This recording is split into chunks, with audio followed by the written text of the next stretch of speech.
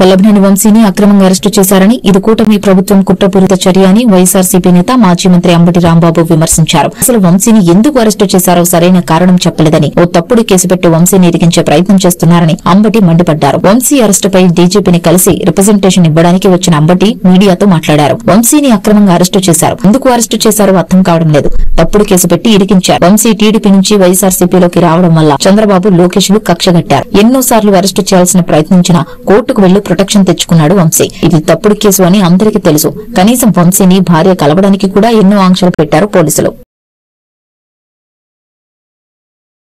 గన్నవరంలో వైఎస్ఆర్సీపీ అభ్యర్థిగా పోటీ చేసి ఓటమి పాలైనటువంటి వల్లభనేని వంశీని ఈరోజు ఉదయం తెల్లారుజామున బహుశా 6 గంటలకో 5 గంటలకో హైదరాబాదులో వారిని అరెస్ట్ చేసినట్టుగా మీడియా ద్వారా మాకు సమాచారం అందింది. కుట్ర చేసి ఈ సత్యవర్ధన్ తమ్ముడు అన్నో అరుణ్ అనే ఆయన్ని వాళ్ళు పట్టుకుని మా తమ్ముడి చేత బెదిరించి కిడ్నాప్ చేసి వంశీ వీళ్ళందరూ కూడా ఈ తప్పుడు స్టేట్మెంట్ మ్యాజిస్ట్రేట్ దగ్గర ఇప్పించారని ఒక కట్టు కథను అల్లి అది కేసు పెట్టి తెల్లారి అరెస్ట్ చేశారంటే ఇది విచిత్రమైన విషయం. ఇంతకన్నా దారుణమైన విషయం మరొకటి ఉండదని కూడా ఈ సందర్భంగా మనవి చేస్తున్నా. వంశీ తెలుగుదేశంలో గెలిచాడు, తరువాత వైఎస్ఆర్సీపీలోకి వచ్చి పోటీ చేశాడు.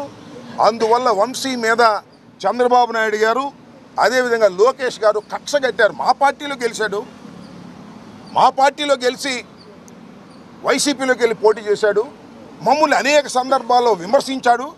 మా పార్టీలో ఉండి మా సామాజిక వర్గానికి చెందినటువంటి వ్యక్తి మమ్మల్ని దూషించడం ఏమిటి, మమ్మల్ని రాజకీయ విమర్శ చేయటం అనేది ఏమిటి అని కక్షగట్టి అనేక పర్యాయాలు వారి ప్రభుత్వం అధికారంలోకి వచ్చిన తర్వాత దాడులు చేయడానికి ప్రయత్నం చేశారు.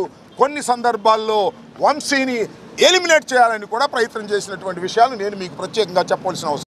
We came to the police headquarters with the appointment. With the appointment, I am pressing it. With the appointment we came here. But nobody is carrying it. What is this?